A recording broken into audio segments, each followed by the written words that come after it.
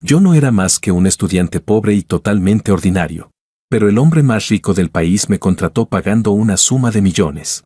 Solo para que fuera el cuidador personal de su hija, Lucía. Sin embargo, toda la ciudad estaba convencida de que no aguantaría ni 3 días. La razón era que Lucía había quedado paralizada tras un accidente. No solo tenía casi nulas posibilidades de recuperación, sino que su carácter se había vuelto cada vez más irritable y explosivo. Todas las personas que intentaron cuidarla, sin excepción, acabaron huyendo aterradas por sus reacciones violentas y descontroladas. Entre ellos había muchos profesionales médicos y terapeutas de rehabilitación.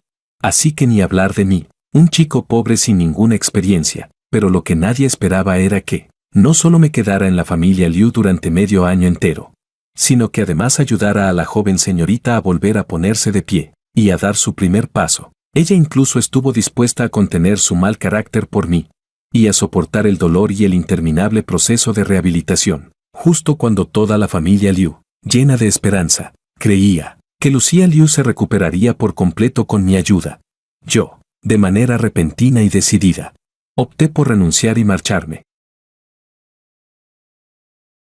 Capítulo 1. La lluvia torrencial caía como si el cielo se hubiera abierto en un enorme agujero. El agua helada golpeaba con fuerza la capucha de mi gabardina barata. Crepitaba sin parar. Era tan pesada que casi clavaba mi frágil cuerpo contra el asfalto resbaladizo. Levanté la cabeza con esfuerzo y vi ante mí una gigantesca reja de hierro forjado. Tras ella se extendía un camino privado profundo y sombrío, al final del cual se distinguía vagamente una villa de estilo europeo, totalmente iluminada, imponente, que bajo la cortina de lluvia parecía una bestia silenciosa. El intercomunicador de la puerta emitió un frío bip. Me limpié la lluvia del rostro y me acerqué a la pequeña rejilla metálica, hablando con una calma deliberada. Hola, soy Jorge. Tengo una cita con el señor Liu. Siguió un breve silencio sepulcral, roto únicamente por el estruendo de la lluvia. Luego se oyó un suave clic, y la pesada puerta de hierro se deslizó hacia adentro sin hacer ruido. Inspiré profundamente. El aire, mezclado con el olor de la lluvia y la tierra húmeda, inundó mis pulmones. Arrastré mi maleta medio usada. Las suelas de mis zapatos pisaban el suelo empapado, salpicando agua turbia a cada paso. Frente a la entrada principal de la villa, un hombre de mediana edad con traje negro sostenía un paraguas. Su expresión rígida lo hacía parecer una estatua sin emociones. ¿Señor Wang?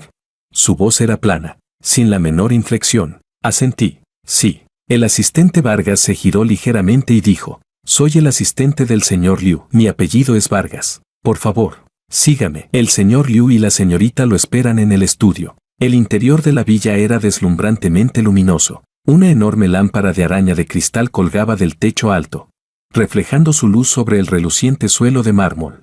Frío y lujoso. En el aire flotaba un olor casi estéril a desinfectante, mezclado con el aroma de maderas y cuero de alta gama. Mis zapatillas de lona dejaron varias huellas de agua vergonzosas sobre el suelo pulido. Instintivamente encogí los pies. Las ruedas de la maleta rodaron sobre el piso, produciendo un eco vacío. El asistente Vargas me condujo sin desviar la mirada, por un pasillo cubierto de pinturas abstractas, hasta detenerse frente a una pesada puerta de madera oscura. Levanté la mano y llamé suavemente 2 veces. Adelante, respondió desde dentro una voz masculina grave, con un deje de cansancio. El estudio era enorme. Toda una pared estaba cubierta de estanterías empotradas, repletas de libros de tapa dura. Tras un amplio escritorio de caoba, se encontraba un hombre de mediana edad, vestido con un suéter de cachemira gris oscuro. Tenía las sienes ligeramente canosas, y un aire de autoridad propio de quien lleva mucho tiempo en la cima, mezclado con un agotamiento imposible de ocultar. Era Pablo Liu, el hombre al mando del grupo Liu. La mirada de Pablo recorrió con agudeza mi figura nerviosa en la puerta, evaluándome como si fuera un objeto cuyo valor debía calcular. Asintió levemente a modo de saludo, y enseguida desvió la vista hacia el frente del escritorio. Mi corazón se hundió de golpe, mientras seguía la dirección de su mirada.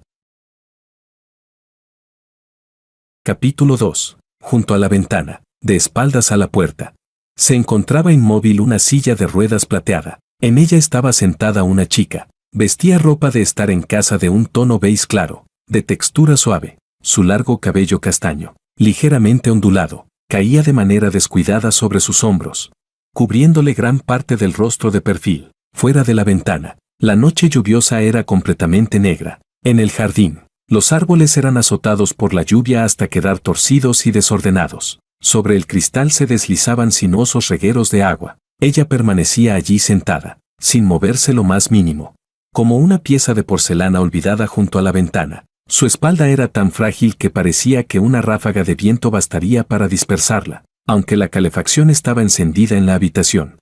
A su alrededor parecía emanar una frialdad que aislaba todo a su paso. Pablo se levantó y caminó hacia su hija. Bajó mucho la voz, con un tono cuidadoso, casi suplicante. Lucía, papá te ha encontrado, un nuevo amigo. Ya ha llegado. ¿Amigo? Una risa burlona sonó de repente, tan fría como un carámbano impregnado de veneno. La chica en la silla de ruedas no se dio la vuelta. Su voz, áspera por haber pasado mucho tiempo sin hablar, estaba cargada de una agudeza y un fastidio que no intentaba ocultar en absoluto. ¿Otro perro que mi padre ha comprado con dinero? Esta vez es para hacerme feliz, para obligarme a comer. ¿O para fingir otra vez que le importan mis piernas inútiles? Cada palabra era como un látigo, azotando el aire inmóvil de la habitación. Los músculos del rostro de Pablo se crisparon levemente. En sus ojos pasó un destello de dolor y de impotencia. Se giró hacia mí y me tendió una tarjeta delgada mientras decía: Jorge, esta es tu remuneración. Su voz recuperó la frialdad calculadora de un hombre de negocios. 2 millones, la mitad por adelantado. La otra mitad se te transferirá dentro de 6 meses. Independientemente de cómo esté Lucía en ese momento, tu tarea es acompañarla, ocuparte de su vida diaria y supervisar su rehabilitación. Mientras siga viva y su estado emocional no sea demasiado malo, ¿puedes hacerlo? Mi mirada se posó en la superficie lisa de la tarjeta bancaria. Esa hilera de números fríos parecía emitir un calor abrasador. Extendí la mano. Las yemas de mis dedos tocaron la tarjeta helada. La tomé con firmeza y la guardé en el fondo del bolsillo de mis vaqueros descoloridos. No hubo la menor vacilación en mi gesto. Puedo, señor Liu. Mi voz era estable, sin rastro alguno de emoción. Pablo pareció soltar un suspiro de alivio. Luego, con una expresión compleja, volvió a mirar la rígida espalda de su hija. El asistente Vargas te llevará a tu habitación. Está en la habitación de invitados, justo al lado de la de Lucía. Si necesitas algo en el día a día, díselo directamente. Hizo una breve pausa y bajó aún más la voz. Ella tiene muy mal carácter. Ha sufrido demasiado. Ten paciencia con ella. ¿Paciencia? Repetí esa palabra para mis adentros, mientras mi mirada se deslizaba involuntariamente una vez más hacia la fría espalda de la silla de ruedas. Que tuviera mal carácter era inevitable, pero el anticipo de 1 millón ya estaba en mi cuenta. Y el otro millón estaba prácticamente al alcance de la mano. Para un estudiante pobre que aún se angustiaba por el alquiler del mes siguiente, y pasaba noches en vela por las carísimas facturas médicas de su hermana. Esa paciencia no era nada del otro mundo. ¿Dignidad? Frente a la presión absoluta de la supervivencia. Era más ligera e insignificante que un trozo de papel. Asentí sin decir una sola palabra más. Y seguí al asistente Vargas fuera de aquel estudio, cargado de opresión y de un enfrentamiento silencioso. La puerta se cerró suavemente a mi espalda, aislando la asfixiante tensión entre padre e hija que quedaba dentro. Capítulo 3. A la mañana siguiente. La luz del sol logró colarse con dificultad por las rendijas de las pesadas cortinas de terciopelo, proyectando varios haces pálidos sobre la alfombra carísima, con una bandeja de desayuno cuidadosamente preparada en las manos, leche caliente, un huevo frito en su punto, unas rebanadas de pan integral y un pequeño plato de fruta fresca. Me detuve frente a la puerta cerrada del dormitorio de Lucía Liu. Respiré hondo. Doblé los dedos y llamé suavemente 3 veces sobre la oscura puerta de madera maciza. Señorita Liu, el desayuno está listo. Dentro no se oía absolutamente nada. Ni siquiera el sonido de una respiración. Con paciencia, volví a llamar 3 veces. Esta vez con un poco más de fuerza. Señorita Liu, es hora de desayunar. Después empezaremos el entrenamiento de rehabilitación de hoy. Lárgate. Un rugido ronco atravesó de golpe la puerta, como el aullido de una bestia herida, cargado de un odio y una desesperación intensos. Llévate tus cosas y piérdete bien lejos. ¿Me oíste o no?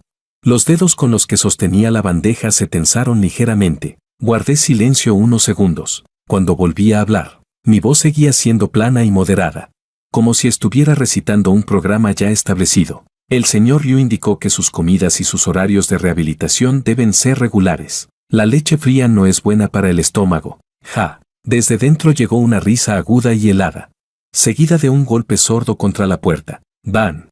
Sonó como si algo de cristal o porcelana se hubiera hecho añicos. Luego estalló su voz furiosa. ¿Regularidad? ¿Rehabilitación? Ustedes, todos y cada uno, ¿de qué van? ¿Haciéndose los salvadores? ¿Cobran el dinero de mi padre y vienen aquí a fingir que les importo? Dan asco. Lárgate. Y si no te vas ahora mismo, te haré pedazos. Igual que a esa taza. El vaso de leche de la bandeja se meció levemente. Bajé la mirada para echarle un vistazo. Sin ninguna expresión en el rostro, me mordí los labios. No intenté volver a hablar. Pero tampoco me fui. Simplemente sostuve la bandeja. Como una estatua silenciosa. Quieto frente a la puerta. El tiempo pasó segundo a segundo. El aire se volvió tan denso como el plomo. No sabía cuánto había pasado. Quizá 10 minutos. Quizá media hora. Cuando dentro ya no se escuchaba ningún sonido. Solo quedaba un silencio absoluto y asfixiante. Por fin moví las piernas, algo entumecidas. No volví a llamar a la puerta, ni intenté entrar por la fuerza, con la bandeja de desayuno ya completamente fría. Me di la vuelta, y regresé a la cocina de la planta baja con paso firme. Vertí la leche en el fregadero. El huevo y el pan los tiré a la basura. Lavé la fruta y la devolví al refrigerador. Cada movimiento fue meticuloso, sin mostrar la más mínima emoción. Después de terminar, me acerqué al enorme ventanal del salón. Mirando el jardín cuidadosamente podado pero totalmente carente de vida, saqué el móvil y abrí la aplicación del banco. En la pantalla, el saldo se mostraba con total claridad.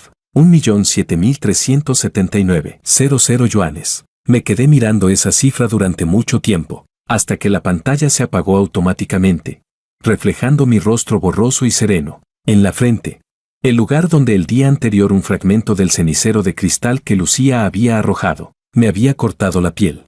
Seguía cubierto por una pequeña y discreta tirita. Palpitando con un dolor leve, torcí ligeramente la comisura de los labios, dibujando un gesto silencioso. Capítulo 4. El aire de la sala de rehabilitación estaba impregnado de desinfectante, y de un olor apagado e indescriptible, propio del dolor crónico prolongado. Fuera del enorme ventanal, el sol brillaba con intensidad, pero no lograba penetrar en absoluto la pesadez que se respiraba allí dentro. Lucía estaba desplomada en la fría silla de rehabilitación, como una hermosa muñeca a la que le hubieran extraído el alma. Su rostro estaba tan pálido que parecía casi transparente, los labios, apretados con terquedad en una línea recta, la mirada, vacía, fija en algún punto del techo, ignorando por completo las suaves indicaciones del rehabilitador profesional que tenía al lado. El terapeuta, con sumo cuidado, intentó levantar su pierna blanda y sin fuerza. Apenas logró flexionarla en un ángulo mínimo. Un grito desgarrador rompió de golpe la calma de la sala. El cuerpo de Lucía se tensó al instante como una cuerda a punto de romperse. Ambas manos se aferraron con fuerza al borde de la silla, y los nudillos se le volvieron blanquecinos por la presión. Giró la cabeza bruscamente. Aquellos ojos antes vacíos ardían ahora con una furia desbordante y un dolor inmenso, clavándose en mí, que era quien estaba más cerca, como si yo fuera la fuente de todo su sufrimiento. Duele, suéltame, me estás haciendo daño. Lárgate, lárguense todos. Gritaba fuera de sí, retorciendo el cuerpo con violencia, intentando zafarse de las manos del rehabilitador. El terapeuta se sobresaltó y me miró con evidente desconcierto. Yo no mostraba ninguna expresión. Di un paso al frente, no intenté tocar a Lucía. Simplemente usé mi cuerpo para interponerme con precisión entre ella y el terapeuta.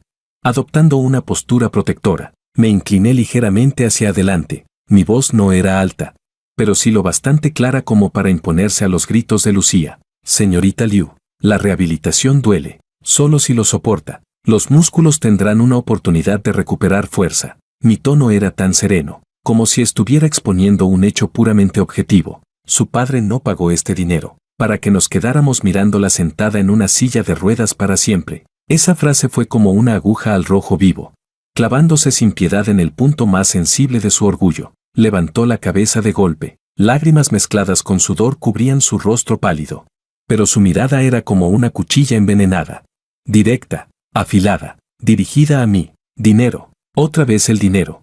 Todos ustedes, perros asquerosos que solo saben reconocer el dinero. Chilló, perdiendo por completo la razón. De repente levantó el brazo derecho, el único que aún podía mover un poco.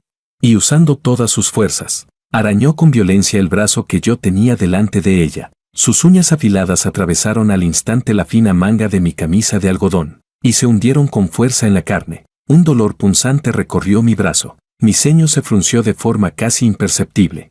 Pero mi cuerpo no se movió ni un centímetro. Seguí firme, interpuesto entre ella y el rehabilitador. Mi mirada no tuvo la menor fluctuación. Simplemente le devolví la mirada. Calma, directa. A esos ojos que ardían de odio y locura. Me ha arañado, señorita Liu. Lo dije con total indiferencia. Como si hablara de algo que no tuviera nada que ver conmigo. Pero eso no cambia el hecho de que necesita completar la rehabilitación. La cantidad de entrenamiento de hoy debe terminarse. Mi calma, casi cruel, la enfureció por completo, y al mismo tiempo le robó las últimas fuerzas que le quedaban, como un globo al que le pinchan el aire. Su cuerpo se desplomó de repente, cayó hacia atrás, jadeando con fuerza. Las lágrimas brotaron sin hacer ruido. Ya no por rabia, sino por una desesperación y una injusticia infinitas. No volvió a mirar a nadie. Clavó la vista únicamente en sus piernas sin sensibilidad alguna. Mientras sus hombros se sacudían violentamente, el rehabilitador me miró con incomodidad y compasión. Fijándose en las marcas sangrantes que ya aparecían en mi brazo, yo solo le hice un leve gesto con la cabeza, indicándole que continuara. El terapeuta dudó un instante, pero finalmente volvió a extender las manos con cuidado. El resto del entrenamiento continuó, envuelto en un silencio asfixiante, interrumpido solo por gemidos de dolor que ella no siempre lograba reprimir. Yo permanecí todo el tiempo, a un paso de distancia del costado de Lucía, como un guardián silencioso, y también como un supervisor implacable. El sudor empapó la parte trasera de mi camisa. La herida del brazo enviaba oleadas de dolor, con cada movimiento mínimo, pero la expresión de mi rostro, desde el principio hasta el final, no cambió ni una sola vez. Capítulo 5. Los días transcurrían en medio de ese enfrentamiento silencioso y de transacciones frías, fluyendo con la lentitud espesa de un jarabe pegajoso. Pasaron 3 meses. El alto muro que Lucía había construido con rabia y desesperación, bajo mi persistencia silenciosa día tras día, sin importar el viento ni la lluvia, parecía haber sido perforado por el efecto constante de una gota sobre la piedra, abriendo algunas grietas diminutas, casi imperceptibles. Ya no gritaba ni arrojaba cosas cada vez que me veía, aunque su mirada seguía siendo helada y sus palabras continuaban cargadas de sarcasmo mordaz. Al menos aquella puerta del dormitorio que siempre permanecía cerrada a cal y canto. En ocasiones dejaba una rendija cuando yo aparecía con el desayuno o el almuerzo. Empezó a permitirme quedarme un poco más de tiempo en la habitación. La mayoría de las veces, ella se quedaba mirando distraída por la ventana, mientras yo ordenaba en silencio o hojeaba los libros profesionales de segunda mano que había traído, con las cubiertas gastadas, sobre rehabilitación neurológica y recuperación muscular, con páginas abarrotadas de notas minuciosas escritas en los márgenes. El cambio ocurrió después de una sesión de rehabilitación que, en apariencia, no tenía nada de especial. Con la ayuda del terapeuta, Lucía intentaba realizar un ejercicio de transferencia del peso corporal utilizando las barras paralelas. Era un movimiento que había practicado innumerables veces, y cada una de ellas venía acompañada de un dolor intenso y de una fuerte resistencia psicológica. Esta vez, cuando el terapeuta la guió con cuidado para trasladar el peso del pie izquierdo al derecho, un calambre violento y repentino atrapó de golpe su pierna derecha debilitada. ¡Ah!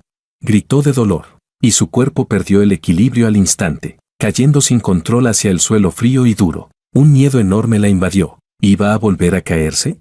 Iba a quedar otra vez tirada en el suelo, hecha un guiñapo, esperando que alguien la levantara con lástima.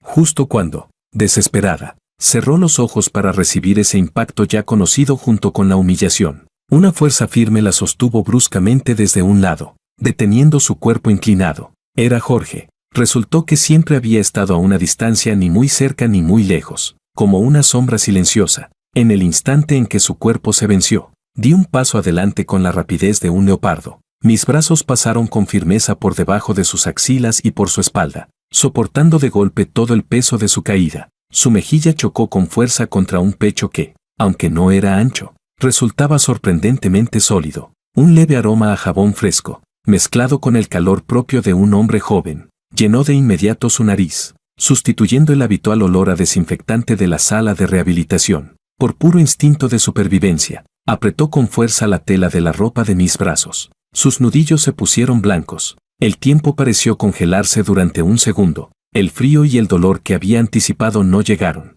Solo estaba ese abrazo, que transmitía una calidez y una fuerza inesperadas, reconfortantes.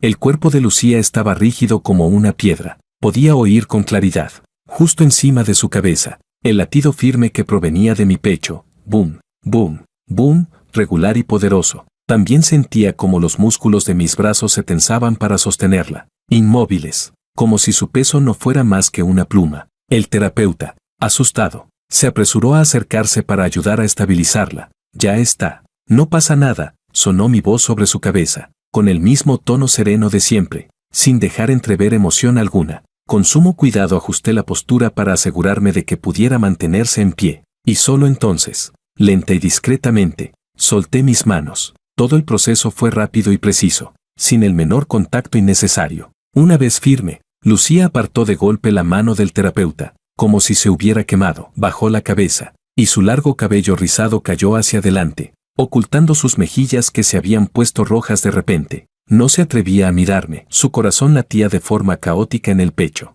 no por el dolor, sino por una sensación desconocida de haber sido protegida. Una confusión y una pizca de seguridad secreta que ni ella misma quería admitir. Yo puedo sola.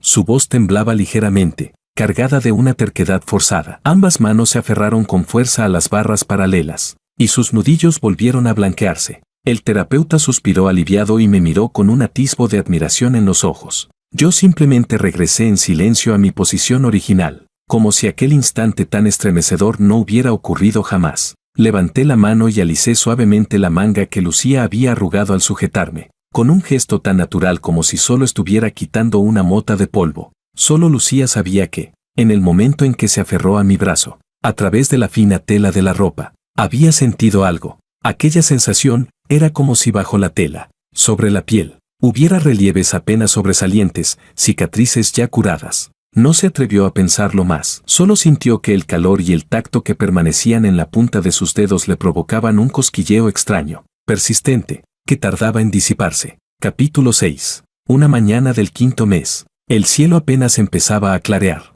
El reloj biológico de Lucía siempre había sido muy preciso. Cuando la luz del amanecer apenas teñía los marcos de las ventanas, ella ya había abierto los ojos. La habitación estaba en completo silencio. Solo, de vez en cuando, se escuchaban los cantos claros de algunos pájaros madrugadores afuera. Tras varios meses de rehabilitación y de mi supervisión casi severa, aunque sus piernas seguían débiles y sin fuerza, aquella sensación desesperante de entumecimiento total, de estar completamente fuera de control, parecía haberse aflojado apenas un poco, de forma casi imperceptible. Un impulso difícil de describir, mezclado de anhelo y cobardía, la atrapó sin previo aviso. Quería levantarse, ahora mismo, no apoyándose en las barras paralelas, no bajo la mirada del terapeuta ni de Jorge. Quería intentarlo sola, en silencio. Una vez surgió ese pensamiento, fue como un incendio desatado, imposible de detener. Inspiró hondo y aferró con fuerza los reposabrazos de la silla de ruedas. Sus nudillos se pusieron blancos por la tensión.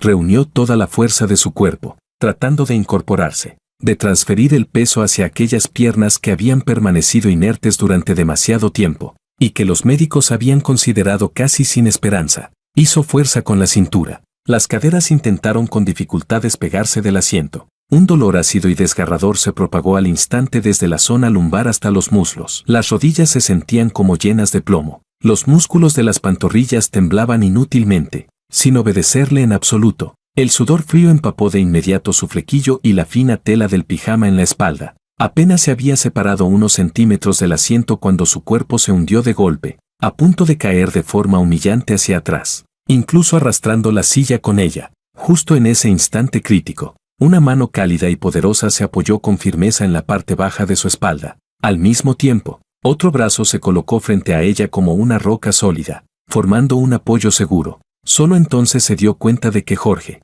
sin hacer el menor ruido, ya estaba de pie junto a su silla de ruedas.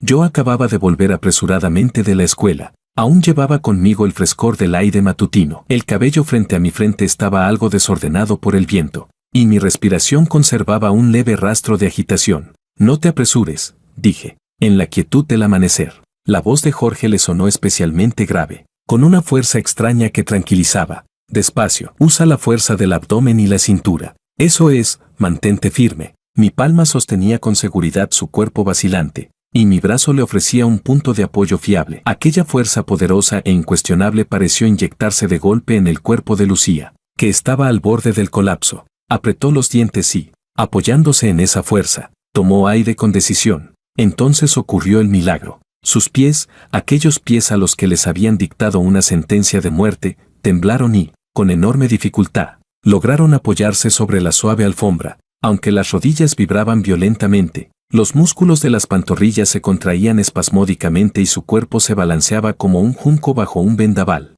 dependiendo por completo de mi brazo para no caer. Ella estaba de pie. De verdad se había levantado, no con ayuda de aparatos, no sostenida a la fuerza por otros, sino gracias a su propia voluntad y a su propia fuerza. Sus pies habían tocado el suelo. Las pupilas de Lucía se dilataron de golpe. Una conmoción inmensa y una alegría desbordante la inundaron como un tsunami. Incluso olvidó respirar. Olvidó el dolor agudo y el temblor de su cuerpo. Solo miraba fijamente, incrédula, las puntas de sus pies apoyadas en la alfombra. Una oleada ardiente subió hasta sus ojos, y la vista se le nubló al instante. De forma instintiva, se aferró con fuerza al brazo que yo mantenía frente a ella. Lo apretó con tanta fuerza que sus uñas casi se clavaron en mi piel, como si ese brazo fuera, en ese momento, su único salvavidas. La sostuve con firmeza, sintiendo el temblor de su cuerpo y aquella pequeña mano, fría pero aferrada con todas sus fuerzas a mi brazo. Bajé la mirada hacia la coronilla de su cabeza,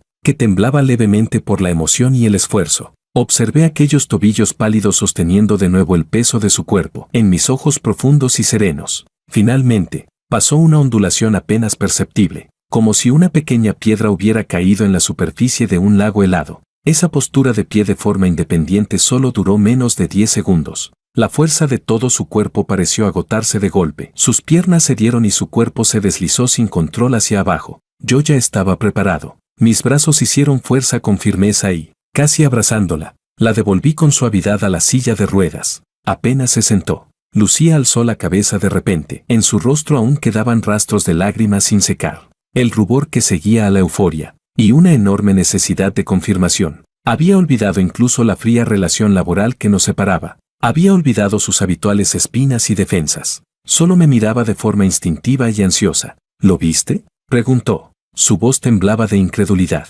Sus ojos brillaban intensamente. Yo acabo de... ¿Me levanté yo sola? ¿Lo viste?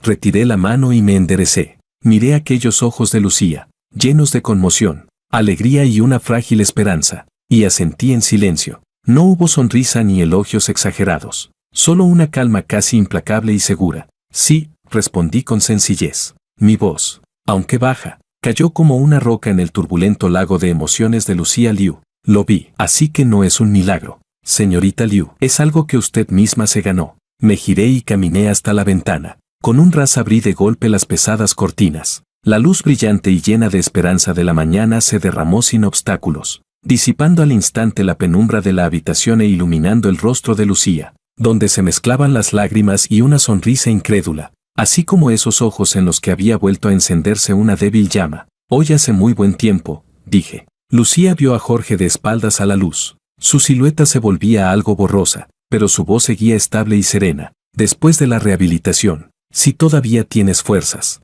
puedes salir a dar un paseo.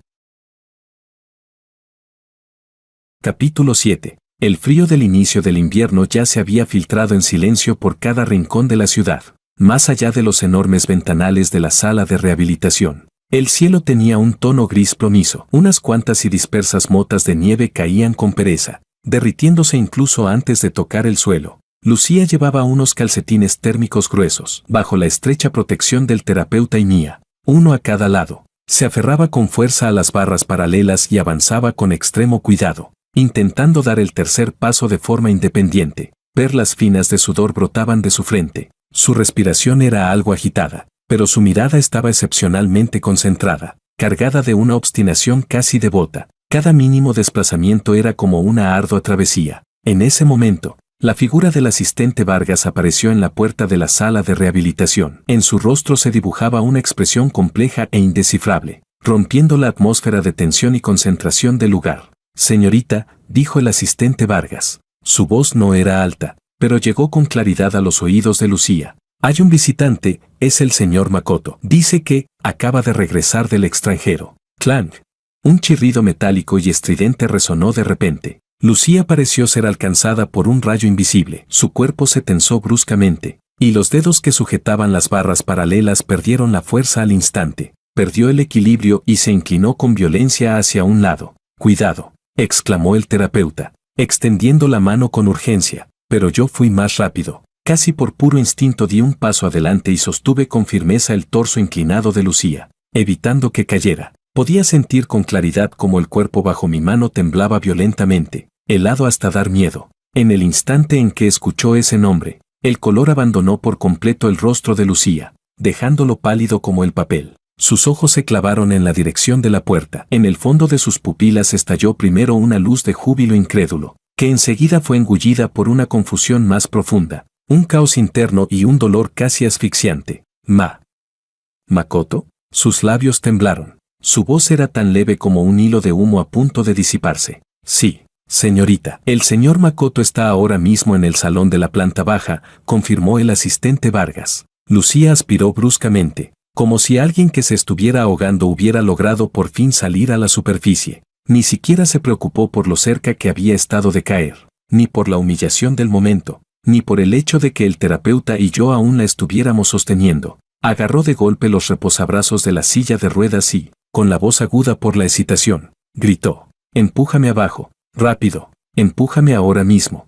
La miré en silencio. En esos ojos llenos de un brillo caótico ya no quedaba ni el más mínimo rastro de mí. Solté la mano y di un paso atrás, cediendo el control de la silla de ruedas al asistente Vargas, que se acercó con rapidez. El asistente empujó la silla con movimientos firmes y veloces, y salió de la sala de rehabilitación. Sentada en la silla, Lucía se inclinaba ligeramente hacia adelante, con ambas manos aferradas con fuerza a los reposabrazos. Su largo cabello negro se balanceaba levemente con el movimiento apresurado. Todo su cuerpo parecía un arco tensado al máximo, lleno de urgencia y de un impulso desesperado por llegar. La sala de rehabilitación quedó en silencio al instante. Solo quedaban las escasas motas de nieve cayendo fuera de la ventana y el suspiro algo perdido del terapeuta. Me quedé de pie en el mismo lugar, observando cómo la silla de ruedas desaparecía al final del pasillo, con el rostro todavía inexpresivo. Bajé la mirada hacia la mano con la que había sostenido a Lucía. En la palma parecía persistir aún el temblor violento de su cuerpo y aquella sensación de frío extremo.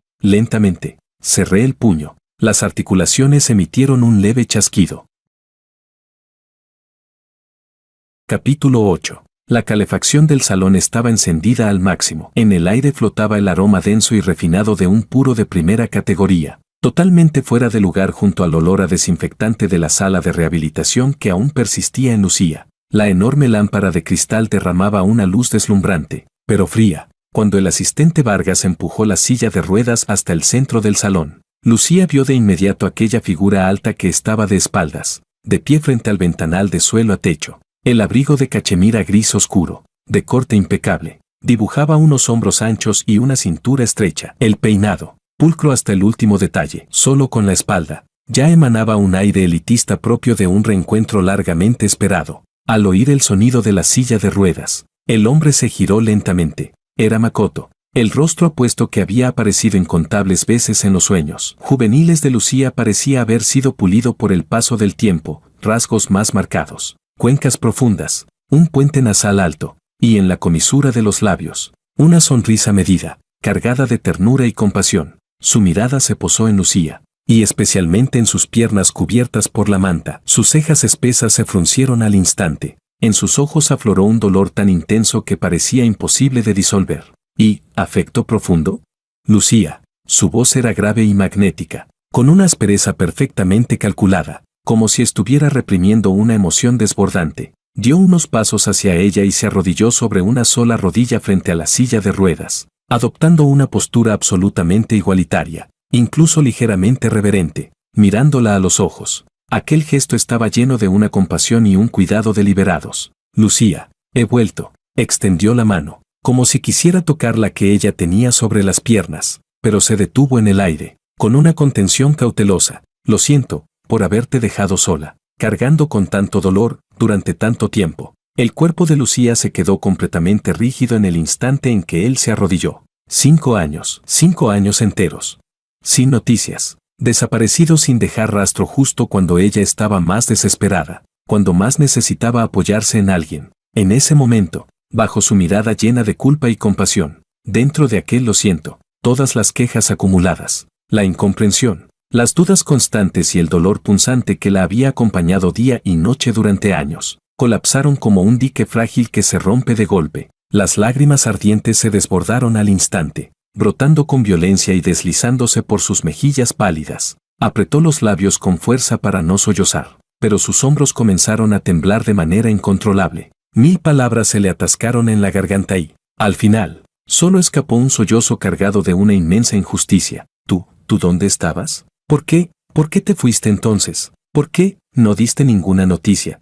Su reproche estaba hecho pedazos, cada palabra empapada en lágrimas. En el rostro de Makoto apareció, en el momento justo, una expresión de dolor profundo y autorreproche. Bajó ligeramente las pestañas, y cuando volvió a alzar la mirada, en aquellos ojos profundos se acumulaba una sinceridad desgarradora y una determinación casi trágica. Lucía, que me culpes, que me odies, es lo justo. Su voz estaba cargada de un dolor pesado. En aquel entonces, cuando supe lo que te había pasado, me quedé completamente en blanco. Verte tendida en la cama del hospital, tan pálida, tan frágil, y el médico diciendo que tus piernas, negó con la cabeza, como si no pudiera soportar el recuerdo. Odié mi propia inutilidad, odié no poder ayudarte. La medicina del país, en ese momento, sentí que la esperanza era mínima. Inspiró hondo, como si hubiera tomado una decisión trascendental. Su mirada volvió a volverse firme y ardiente, fija en el rostro de Lucía, cubierto de lágrimas.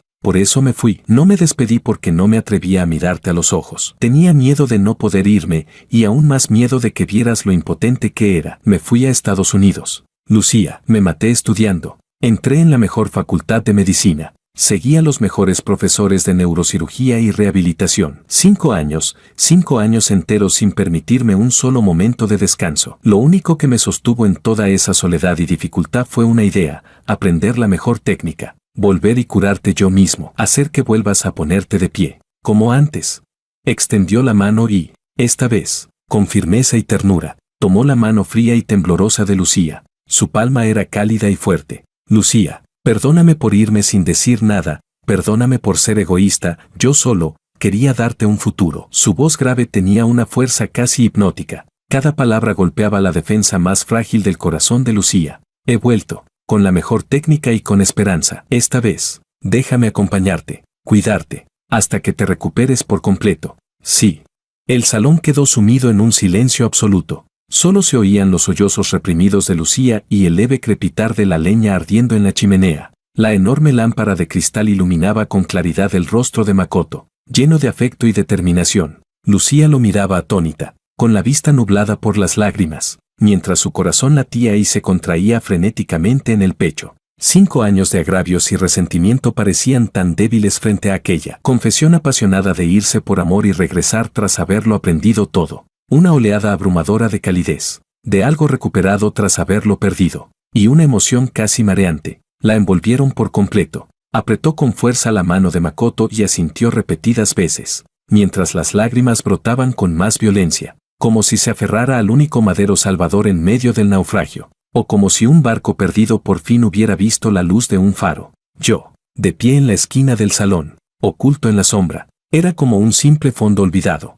Observé en silencio aquella escena conmovedora de reencuentro. Vi cómo en el rostro de Lucía volvía a encenderse una esperanza dependiente, brillando entre lágrimas. Mi expresión no cambió en absoluto, serena como un pozo antiguo, insondable. Solo la mano que tenía metida en el bolsillo del pantalón se cerró sin hacer ruido, con las uñas clavándose profundamente en la palma. Capítulo 9. El ambiente de la cena era extraño y silencioso. La enorme mesa alargada estaba cubierta de platos exquisitos, pero solo se oía, de vez en cuando, El leve sonido de los cubiertos al rozar la fina porcelana. Pablo ocupaba el asiento principal. Su expresión era sombría, y su mirada afilada se deslizó primero hacia Makoto, que con excesiva diligencia servía comida a Lucía. Luego pasó por mí, sentado en un rincón, en silencio, limitándome a comer lo que tenía delante, y finalmente se detuvo en el rostro de su hija, que aunque seguía pálido, parecía más vivo gracias a un brillo recién despertado. Su ceño se frunció aún más. Lucía estaba claramente sumida en el enorme impacto emocional de la tarde y en la alegría de lo que había recuperado. Comió muy poco. La mayor parte del tiempo mantenía la cabeza baja. De vez en cuando levantaba la vista para lanzar una mirada rápida a Makoto, que le hablaba con suavidad a su lado. Entonces, un rubor poco natural le subía a las mejillas, y sus dedos jugueteaban inconscientemente con la servilleta. La cena terminó de forma apresurada. Lucía parecía ansiosa por escapar de aquel ambiente opresivo y, al mismo tiempo, por quedarse a solas con Makoto, con quien acababa de reencontrarse tras tanto tiempo. Le dijo en voz baja a Pablo: «Papá, estoy cansada». Luego hizo un gesto al asistente Vargas para que la llevara de vuelta a su habitación. En el salón solo quedamos Pablo y yo. Los sirvientes retiraron la vajilla sin hacer ruido. Pablo se recostó en el amplio sofá de cuero genuino, con un puro encendido entre los dedos. Aunque no lo fumó, simplemente dejó que el humo azul se elevara en espirales. Su mirada penetrante, casi como un foco tangible, cayó sobre mí, que estaba de pie a un lado, con el rostro aún inexpresivo. «Jorge», dijo Pablo. Su voz era grave, cargada con la presión propia de alguien acostumbrado a mandar. «Ese Makoto, ¿qué opinas tú?». Alcé la vista y sostuve su escrutinio con una mirada serena. Guardé silencio durante unos segundos, como si estuviera organizando las palabras o sopesando algo. Al final, hablé con el tono estable de siempre, sin rastro alguno de emoción personal. «Señor Liu, yo solo soy la persona que usted ha contratado para cuidar de la rehabilitación y de la vida diaria de la señorita Liu. Mi responsabilidad es cumplir con lo estipulado en el contrato». Hice una breve pausa y añadí: «En cuanto a las relaciones personales de la señorita Liu, no forman parte de mis funciones, ni tengo la posición para emitir una opinión». Era una respuesta impecable, profesional hasta rozar la frialdad. Dejaba claro mi respeto por la privacidad del empleador y, al mismo tiempo, trazaba una línea definitiva entre mí y los asuntos centrales de la familia Liu. Pablo me observó durante un largo rato. Con una expresión compleja, había evaluación, indagación, y quizá incluso un leve atisbo de decepción difícil de percibir. Finalmente, exhaló lentamente una bocanada de humo y agitó la mano. «Está bien, ve a descansar». Incliné ligeramente la cabeza. Me di la vuelta y salí con paso firme de aquel salón impregnado de olor a caros puros y de una pólvora silenciosa que flotaba en el aire. Capítulo 10. A altas horas de la noche, la villa se sumió en el sueño. En el pasillo solo quedaban encendidas unas pocas lámparas de pared de luz amarillenta, proyectando sombras largas y vacilantes. La puerta del dormitorio de Lucía se abrió con suavidad.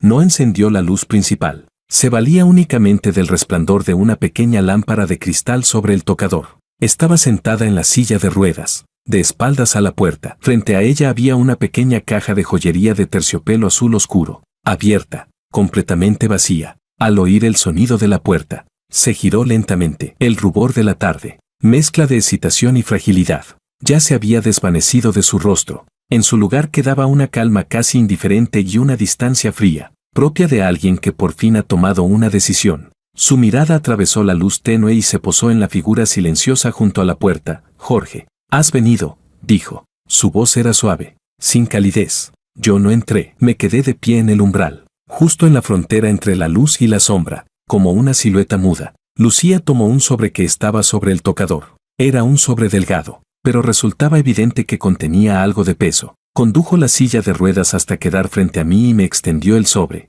«Tómalo». Su tono fue seco y decidido, con una determinación que parecía querer cortar de raíz cualquier vínculo. «Aquí hay $1 millón. Es el pago anticipado de la mitad restante de tu remuneración. Y un bono adicional». Mi mirada se posó en aquel sobre fino, pero no lo tomé de inmediato. Mis piernas se están recuperando mucho mejor de lo previsto. Lucía evitó mirarme. Sus ojos cayeron sobre sus rodillas cubiertas por la manta, y habló con una voz plana, como si estuviera exponiendo un hecho objetivo. «El médico dice que, a este ritmo, si continúo con la rehabilitación, recuperar por completo la capacidad de caminar es solo cuestión de tiempo. Ahora, Makoto ha vuelto». Al pronunciar ese nombre, su voz se detuvo imperceptiblemente, como si intentara extraer de él cierta fuerza. Ha estudiado durante 5 años la mejor medicina de rehabilitación en el extranjero. Él se encargará de mi tratamiento posterior y de mis cuidados. Finalmente alzó la vista y me miró. La luz de la lámpara danzaba en sus ojos, pero no reflejaba calidez alguna, solo una frialdad distante, como hielo sellado, y una seguridad casi condescendiente, como si concediera una gracia. Así que, Jorge, hiciste un buen trabajo. El dinero de mi padre no se gastó en vano. Incluso forzó una sonrisa mínima, casi imperceptible, como la relajación que sigue a cerrar una transacción. Y añadió, pero ahora tu misión ha terminado. Makoto será más profesional que tú, y también más atento. Mañana por la mañana te irás. La lámpara de cristal del salón parecía girar sobre mi cabeza, proyectando innumerables destellos fríos y brillantes. Por fin aparté la mirada de la caja de joyería azul oscuro y vacía, y la fijé en el sobre que Lucía me ofrecía, papel fino, pero cargado con el peso de un final. Guardé silencio. El tiempo pareció alargarse, congelarse. En la habitación solo se oía la respiración algo acelerada de Lucía y el lejano murmullo del viento fuera de la ventana. Unos segundos después, levanté lentamente la mano. Mi movimiento fue firme, sin el menor temblor.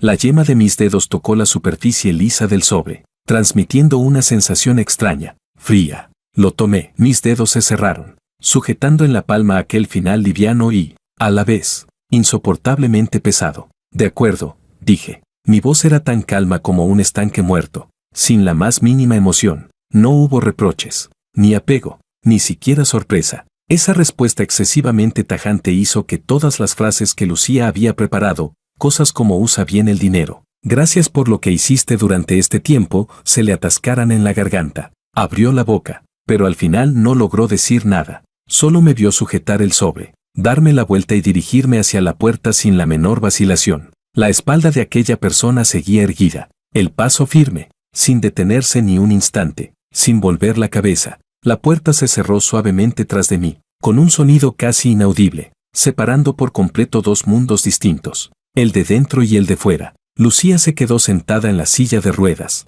manteniendo la postura de haber extendido el sobre, inmóvil durante largo rato. La pequeña lámpara de cristal del tocador parecía haber perdido algo de brillo. Una sensación de vacío inmensa e inexplicable, como una marea helada, se alzó sin previo aviso, ahogando al instante aquella ligereza y seguridad que creía sentir hacía un momento. De forma inconsciente, levantó la mano y la apoyó sobre su pecho. Allí, parecía que la puerta cerrada en silencio le hubiera atrapado algo al cerrarse.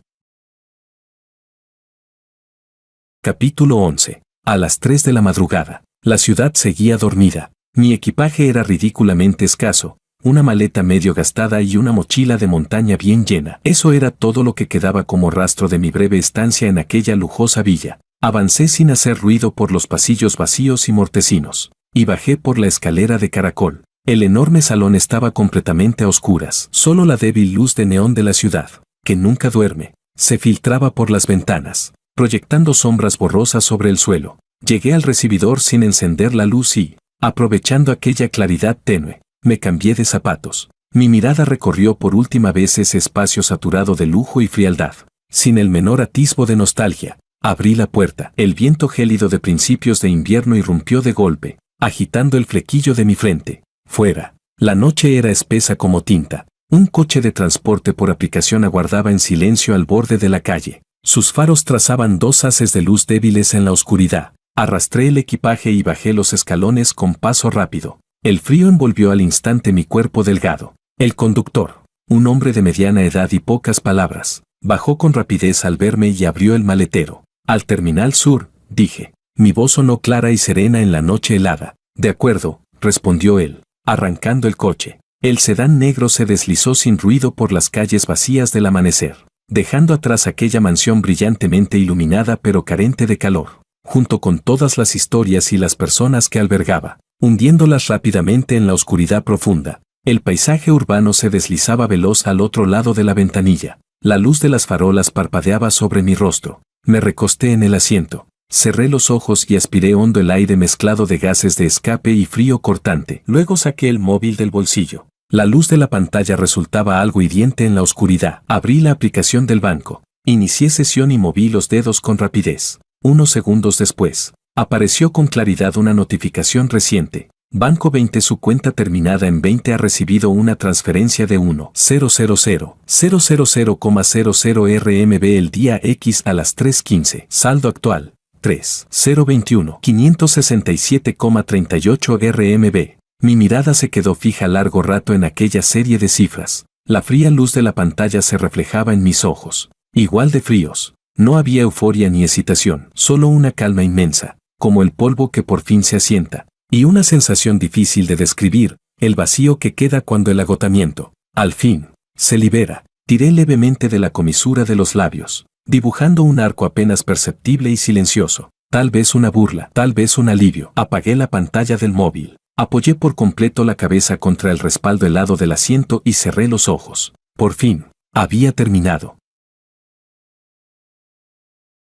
Capítulo 12. Con el alba asomando tímidamente. El tren de alta velocidad, como una flecha plateada, atravesó la fina niebla que cubría la llanura y se lanzó a toda velocidad hacia el cálido sur. Me apoyé junto a la ventana, observando cómo el paisaje exterior pasaba a toda velocidad, transformándose poco a poco de un gris amarillento y desolado a un verde claro y frondoso. El cristal frío aislaba el rugido del viento. Dentro del vagón reinaban el calor y el silencio. Saqué el móvil. En la pantalla ya no aparecía el saldo llamativo de la aplicación bancaria, sino la interfaz de una plataforma de alquiler de viviendas. Deslicé el dedo por la pantalla, filtrando con atención. Vistas al mar, patio, tranquilidad.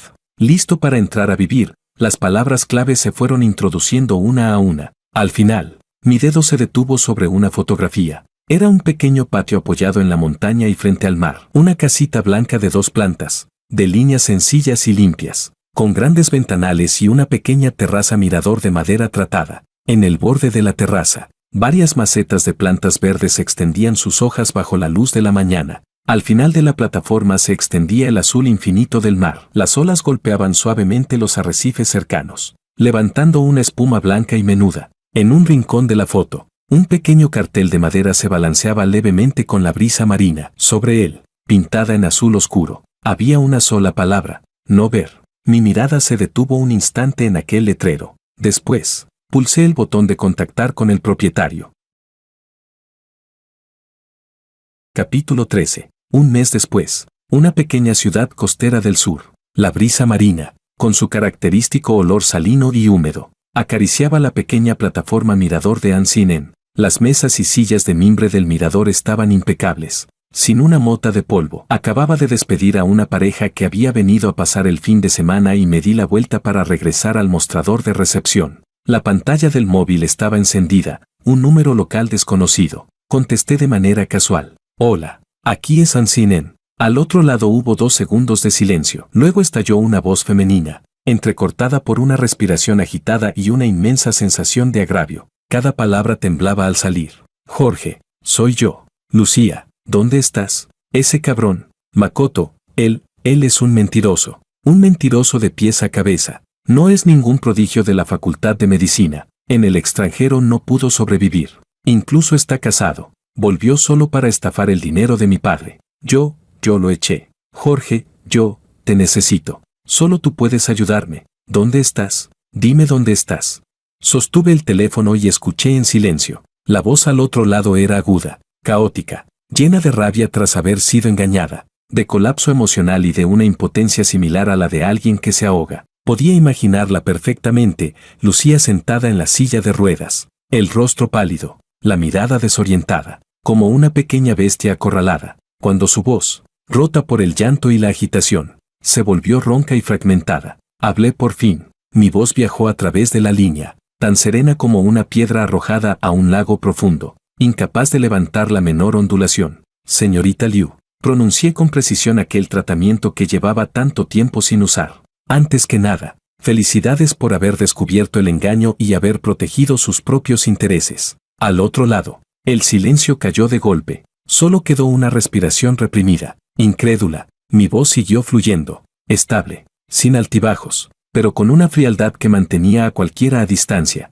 En segundo lugar, respecto a su rehabilitación futura, le sugiero que consulte con instituciones médicas más especializadas o que contrate a un terapeuta de rehabilitación con certificación oficial. En este mundo hay terapeutas pacientes y competentes. Y no soy el único con la capacidad económica de la familia Liu. Encontrar a alguien más excelente y más profesional no debería ser difícil. Hice una breve pausa, escuchando con claridad cómo la respiración del otro lado se volvía de repente más pesada y quebrada. Por último, dirigí la mirada hacia el océano infinito que brillaba bajo el sol, más allá del mirador. En mi voz apareció un rastro apenas perceptible de cansancio. Mi tarea terminó hace mucho. El dinero ya fue entregado. Las cuentas están saldadas. No nos debemos nada. Su vida no tiene nada que ver conmigo. Por favor, no vuelva a molestarme. Sin esperar ninguna reacción, pulsé con decisión el botón de colgar. Bip, bip, bip. Sonó el tono de línea ocupada. Dejé el teléfono sobre el mostrador de madera. La pantalla se apagó. Tomé un paño limpio y empecé a limpiar el mostrador pulido con movimientos pausados y meticulosos, concentrado en cada detalle. La luz del sol entraba por el ventanal, proyectando una pequeña sombra tranquila bajo mis pestañas bajas.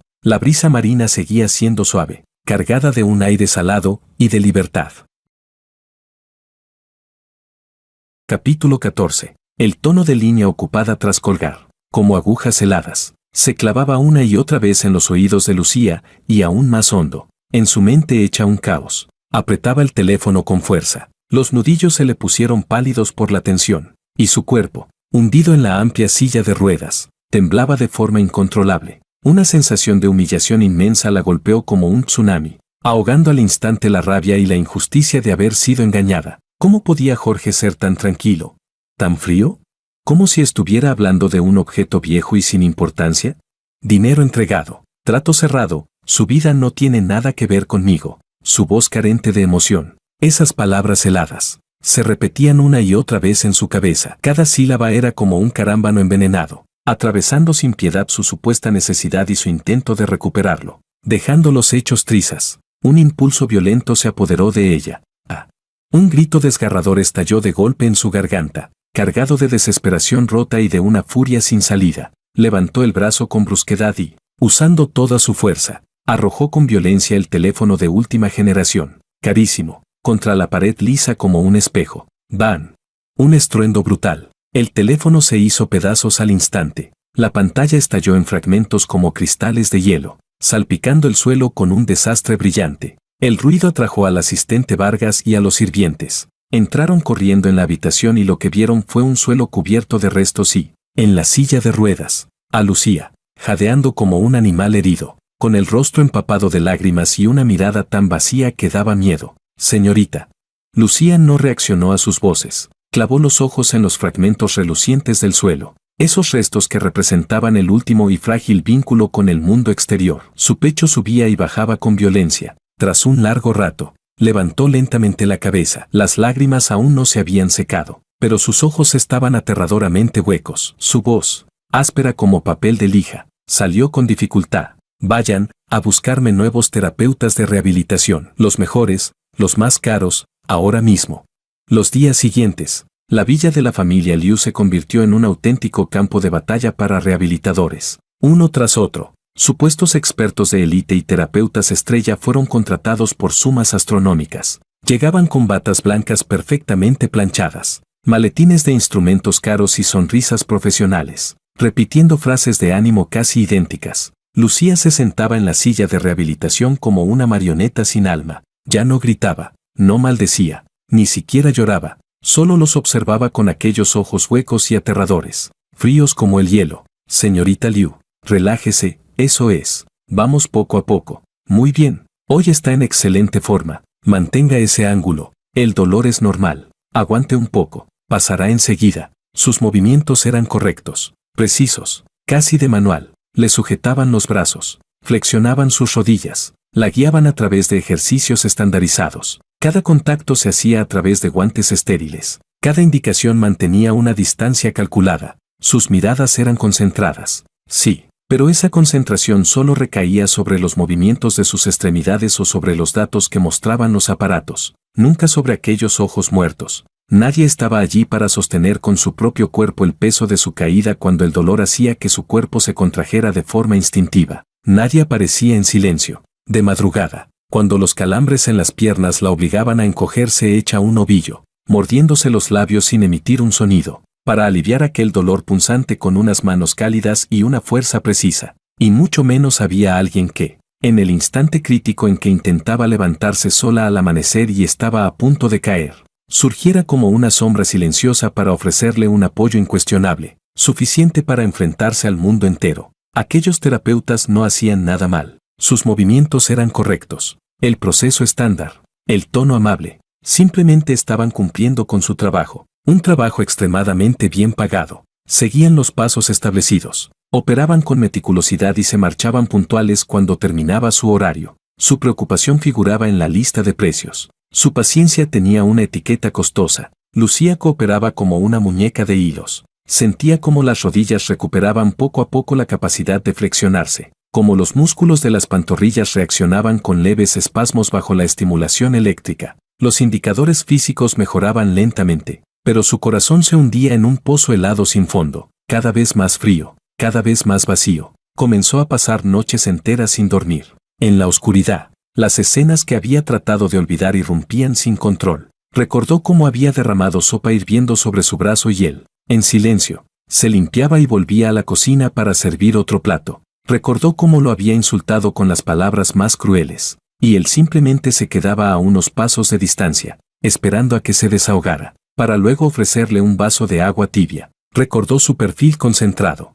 recortado por la luz de la lámpara, mientras consultaba aquellos gruesos libros de rehabilitación llenos de anotaciones. Recordó aquella mañana en la que logró ponerse de pie por primera vez, y como él, a contraluz, dijo con calma, lo vi, así que esto no es un milagro, señorita Liu, es algo que usted misma se ganó. Esas escenas eran tan nítidas, tan vivas, cargadas de un peso asfixiante, que una y otra vez aplastaban su corazón vacío. Otra sesión de rehabilitación terminó. El nuevo terapeuta recogió el equipo, se despidió con una sonrisa profesional y se marchó. La amplia sala volvió a quedar solo para Lucía, acompañada únicamente por el crepúsculo que se oscurecía tras los ventanales. Ella permaneció sentada en la silla de ruedas, sin moverse. Su mirada cayó sobre sus pies, calzados con zapatos especiales de rehabilitación. La luz residual del atardecer alargaba sombras retorcidas sobre el suelo. De pronto, el sonido del teléfono rompió el silencio. Era Pablo.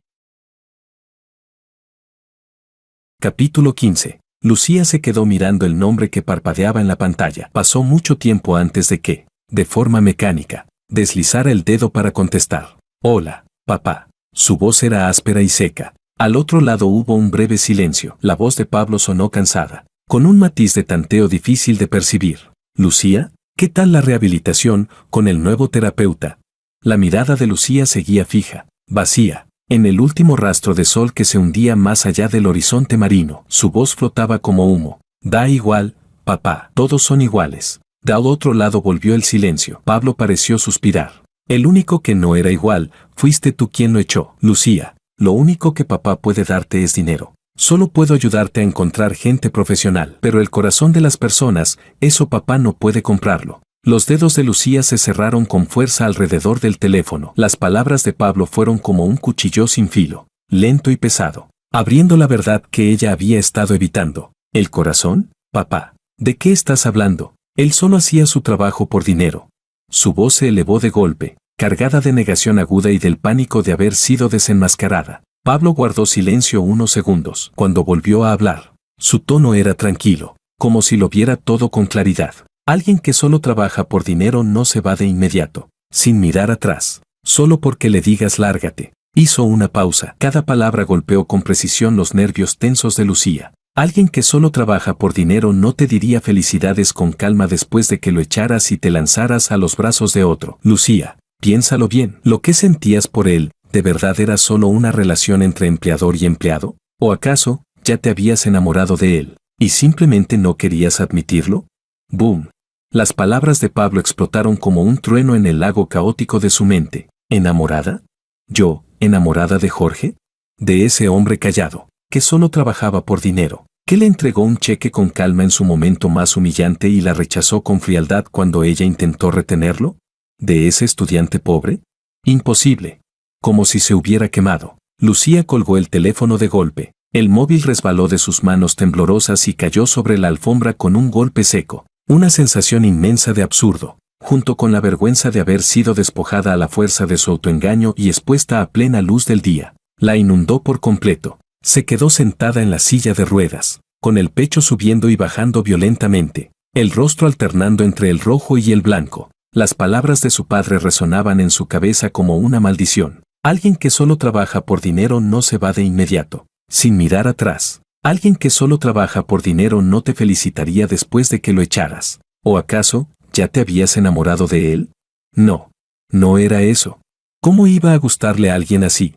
Alguien que solo veía dinero, sin dignidad, capaz de soportar todas sus humillaciones. Ella siempre había querido, siempre había amado, a alguien como Makoto, guapo, brillante, aparentemente lleno de amor, un mentiroso. Esa comprensión fue como una daga helada clavándose de lleno en su corazón, un dolor insoportable, acompañado de una desesperación absoluta, la dejó helada de pies a cabeza, se dobló de golpe hacia adelante, aferrándose con fuerza a sus piernas sin sensibilidad, clavando las uñas en la carne como si el dolor físico pudiera ocultar la verdad sangrante que le habían arrancado del pecho. De su garganta escapó un gemido ahogado, como el de una pequeña bestia moribunda, así que, cuando lo echó, aquel vacío inmenso e imposible de llenar no fue porque hubiera perdido a un rehabilitador. Así que, el rechazo frío que sentía hacia los nuevos terapeutas no tenía nada que ver con su técnica. Así que, esos recuerdos insistentes de cada una de sus miradas silenciosas, de cada apoyo firme, no nacían del rencor, sino de amor. Ese reconocimiento tardío, cargado de una ironía cruel y de dolor, fue como lava ardiente, arrasando en un instante con todo su autoengaño y su fingida fortaleza. Se desplomó en la silla de ruedas, el cuerpo temblándole sin control por la violencia de sus emociones. Las lágrimas se desbordaron. Esta vez no eran de injusticia ni de rabia, sino de un arrepentimiento abrumador y de un miedo profundo llamado pérdida. Por fin lo entendió, demasiado tarde. Capítulo 16. En pleno invierno, la pequeña ciudad costera respiraba un aire limpio, impregnado de sal marina. El sol se derramaba generoso sobre la diminuta plataforma mirador de Ansinen. Acababa de despedir a un grupo de huéspedes de larga estancia y sostenía una manguera, lavando el suelo del mirador. El agua clara corría sobre la tarima de madera tratada, produciendo un murmullo constante y reflejando destellos menudos bajo la luz del sol. Un vehículo ejecutivo negro, discreto pero lujoso, se detuvo sin hacer ruido junto al camino empedrado frente al pequeño patio de la posada. La puerta se abrió. El asistente Vargas fue el primero en bajar. Con movimientos ágiles sacó una silla de ruedas plegable del maletero, la desplegó y la colocó junto a la puerta trasera. La puerta trasera se abrió lentamente. Lucía llevaba un grueso abrigo blanco de cachemira. La bufanda le cubría gran parte del rostro, dejando al descubierto solo unos ojos que, pese al cansancio del largo viaje, brillaban con una intensidad tensa.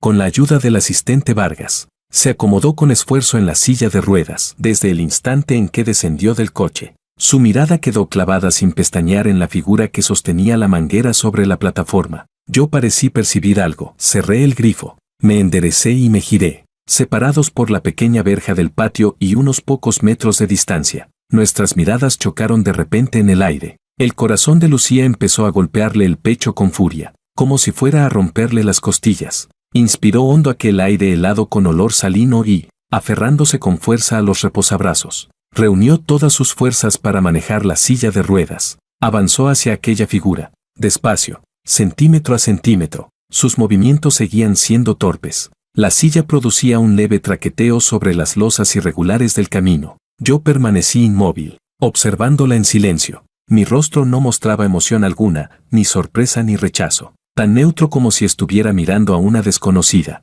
La silla de ruedas se detuvo por fin, con dificultad, a unos pasos del borde de la plataforma. Lucía alzó la cabeza. La luz tenue del sol invernal iluminó su rostro, dejando ver con claridad la tensión, la esperanza y una valentía casi desesperada en sus ojos. Se humedeció los labios resecos. Su voz, aunque temblaba de forma apenas perceptible, sonó muy clara. Jorge, yo, ya puedo ponerme de pie. Hizo una pausa, como si reuniera fuerzas o proclamara una decisión trascendental. Esta vez he venido por mí misma. Quiero empezar de nuevo, no como empleador y empleado, sino como Lucía y Jorge. ¿Puede ser?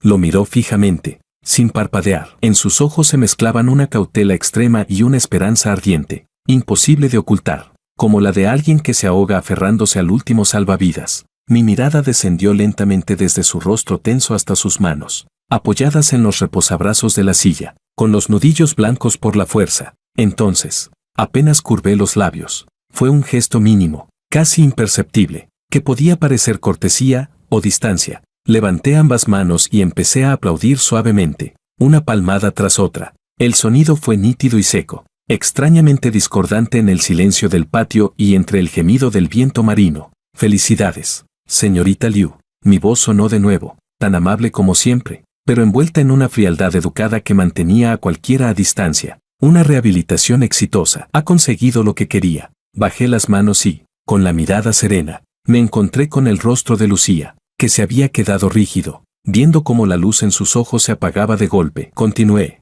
palabra por palabra, claro y distante. Pero, ¿qué tiene eso que ver conmigo? El color abandonó el rostro de Lucía en un instante, sentada en la silla de ruedas. Su cuerpo se tambaleó ligeramente, como si aquella frase ligera, ¿qué tiene que ver conmigo?, le hubiera cruzado la cara como una bofetada. Toda la tensión, la esperanza y el valor desesperado se hicieron añicos frente a esos ojos tranquilos, carentes de emoción, incluso con una sombra de sonrisa distante. Una humillación inmensa y una desesperación absoluta, como una marea helada, la engulleron al instante. Abrió la boca, pero algo parecía bloquearle la garganta. No pudo emitir ningún sonido. Solo aquellos ojos color castaño se cubrieron rápidamente de un brillo quebrado, fijos en mí, llenos de un dolor incrédulo y de la confusión de haber sido rechazada por completo. Yo ya no la miré, como si hubiera cumplido simplemente con una respuesta educada y necesaria. Me di la vuelta, tomé la manguera apoyada contra la pared y abrí el grifo. SHHH. El chorro de agua volvió a brotar con fuerza, arrastrando los pequeños granos de arena que los huéspedes habían dejado sobre la plataforma. El ruido del agua llenó el patio silencioso, ahogando el lamento del viento marino, y también el sollozo reprimido hasta el extremo que provenía de la silla de ruedas a mi espalda. Lucía permaneció allí sentada, como una estatua a la que de repente se le hubiera escapado toda la vida. El asistente Vargas, de pie fuera del patio, observaba la escena en silencio, sin acercarse. El sol seguía brillando, la brisa marina continuaba siendo suave, pero sobre la pequeña plataforma mirador de Ancinen parecía haberse extendido una barrera invisible y gélida. No se supo cuánto tiempo pasó, tal vez solo unos minutos, tal vez una eternidad. Finalmente, Lucía levantó la mano con extrema dificultad y, con movimientos rígidos, accionó el control de la silla de ruedas. El motor emitió un zumbido leve. La silla giró y avanzó lentamente hacia el exterior, rumbo al coche negro estacionado fuera. Su espalda se mantenía erguida, con una obstinación casi trágica, incapaz de ocultar la fragilidad y delgadez que le calaban hasta los huesos. El vehículo negro volvió a ponerse en marcha y se alejó en silencio por el camino empedrado, incorporándose a la carretera costera hasta desaparecer en la distancia. Cerré el grifo. El sonido del agua se cortó de golpe. El patio recuperó la calma. Solo quedó el rumor de las olas golpeando los arrecifes. Me quedé de pie, mirando en la dirección por la que Lucía había desaparecido. Aquella leve sonrisa distante ya no estaba en mi rostro. Solo quedaba una quietud profunda e insondable. Me incliné. Tomé la escoba apoyada contra la pared y empecé a barrer con cuidado la arena acumulada por el agua. Cada movimiento era meticuloso, preciso, como si aquel breve y feroz enfrentamiento nunca hubiera ocurrido. Capítulo 17. Los días avanzaban con la calma y la regularidad de las mareas a lo largo de la costa de la pequeña ciudad. Lucía no volvió a aparecer. Sin embargo, la tranquilidad de Ancinen se vio alterada de una manera peculiar. Cada mañana, cuando el primer rayo de sol acababa de cubrir la plataforma mirador, una pequeña moto eléctrica familiar se detenía puntualmente frente al patio de la posada. El repartidor, vestido con uniforme azul, sacaba del contenedor térmico un desayuno exquisitamente empaquetado y lo entregaba en recepción. Los dim sum de camarón eran traslúcidos y brillantes. Los xiaolong bao de cangrejo rebosaban caldo. El humeante congee de cerdo magro estaba preparado con ingredientes abundantes, acompañado de un pequeño plato de brotes verdes aliñados con aceite de sésamo. En la caja siempre había una tarjetita, con una letra delicada pero torpe. Jefe Wang, pruebe el desayuno cantonés de South City. Dicen que sus dim sum de camarón tienen la piel fina y el relleno perfecto. Hoy cambiamos un poco, el congee de cerdo magro de Nanji. Dicen que lo cuecen durante 4 horas. Ayer te vi comiendo fideos instantáneos en la plataforma. Así te arruinas el estómago. Tienes que desayunar. Observaba esos desayunos distintos cada día, claramente escogidos y combinados con esmero. y las frases que intentaban parecer casuales pero no lograban ocultar la torpeza y el cuidado excesivo. En silencio, los guardaba en el pequeño frigorífico bajo el mostrador. No probé ni un solo bocado. Al cabo de unos días, el frigorífico estaba lleno de comidas delicadas que nadie tocaba. El repartidor pasó de su entusiasmo inicial a una vacilación contenida, y finalmente a limitarse a entregar el pedido en silencio y marcharse. Además de los desayunos, a veces llegaban ramos de flores envueltos con esmero. Un día eran rosas rojas intensas, otro, rosas color champán de tono suave, otro más, lirios blancos, frescos y elegantes. La letra torpe seguía siendo la misma. Pasé por una floristería y pensé que este color combinaba con el buen tiempo de hoy. ¿Las rosas rojas son demasiado vulgares? ¿Mañana pruebo con blancas? Olvídalo. ¿Qué flores te gustan? Con absoluta calma, deshacía los ramos y colocaba las flores una a una en el jarrón de cristal que había en un rincón del mostrador. Aquel que antes solo servía para guardar trastos. No las podaba ni les cambiaba el agua. Las dejaba florecer allí, y luego marchitarse rápidamente, secarse, perder los pétalos hasta caer como polvo. Durante la limpieza, simplemente barría con tranquilidad los tallos marchitos y los pétalos caídos. Los recogía en el recogedor y los tiraba a la basura. Esas muestras mudas y torpes de afecto eran como piedras arrojadas a un lago profundo. Tras una leve ondulación inicial, no quedaba ningún eco, hasta que llegó una tarde especialmente luminosa.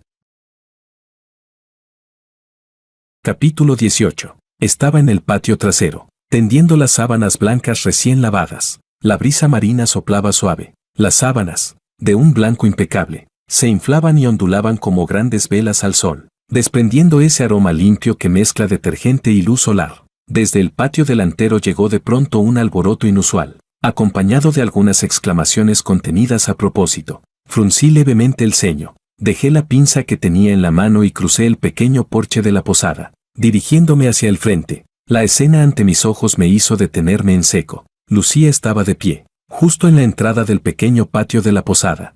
No estaba sentada en una silla de ruedas, ni siquiera llevaba bastón. Estaba allí, erguida, vestida con un sencillo vestido azul claro, cuya falda se mecía suavemente con el viento del mar. Su cuerpo temblaba de forma perceptible. El rostro, enrojecido por el esfuerzo, la frente, cubierta de finas gotas de sudor. Ambas manos estaban apretadas en puños a los costados, con los nudillos blancos por la tensión. Era evidente que mantenerse de pie por sí sola seguía siendo, para ella, una lucha ardua, y aún así, su mirada ardía como una llama. Atravesó a la multitud, cruzó esos pocos metros de distancia y se clavó en mí con una precisión absoluta. En el instante en que salí al frente, en sus ojos no había súplica ni fragilidad, solo una luz abrasadora, casi desesperada, como si estuviera apostándolo todo, como si quisiera transmitir, a través de esa mirada, toda la perseverancia de esos meses, toda la torpeza, toda la humillación sufrida y la determinación gigantesca de ese momento. Los huéspedes alrededor se detuvieron a observar, murmurando en voz baja. Yo permanecí bajo la sombra del porche, mirando aquella figura tambaleante bajo el sol, obstinada en mantenerse erguida, mirando el fuego que ardía sin concesiones en sus ojos. La calma de mi rostro, por primera vez, mostró una grieta casi imperceptible.